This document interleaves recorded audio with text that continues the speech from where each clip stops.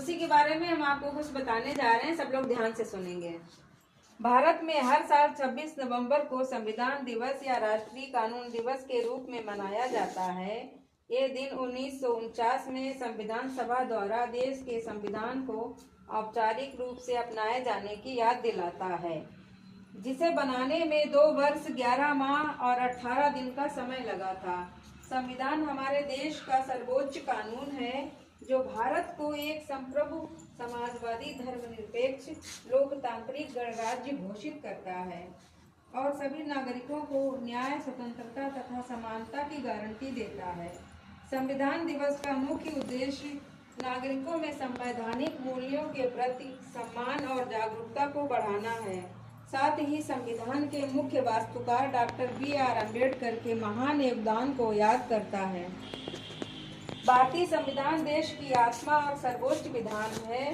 ये केवल नियमों और कानूनों का संग्रह नहीं, बल्कि एक ऐसा पवित्र ग्रंथ है जो हमें एक राष्ट्र के रूप में दिशा दिखाता है और दुनिया के सबसे बड़े लोकतंत्र के सुचारू संचालन की गारंटी देता है।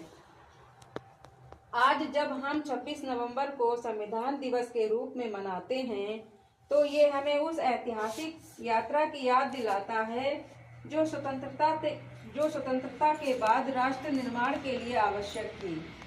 ये दिवस हमें यह भी याद दिलाता है कि हमारा संविधान विभिन्न धर्मों, भाषाओं और संस्कृतियों वाले करोड़ों लोगों को एकता के धागे में पिरोता है।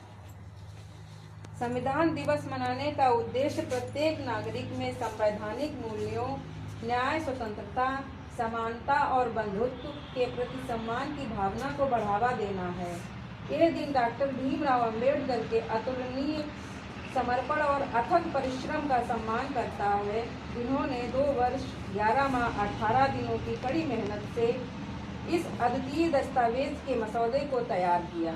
संविधान दिवस हमें हमारे मौलिक अधिकारों के बारे में जागरूक करता है, साथ ही हमें अपने मौलिक कर्तव्यों की याद दिलाता है, क्योंकि राष्ट्र का निर्माण केवल अधिकारों के उपभोग से नहीं, बल्कि जिम्मेदारियों के निर्वहन से होता है।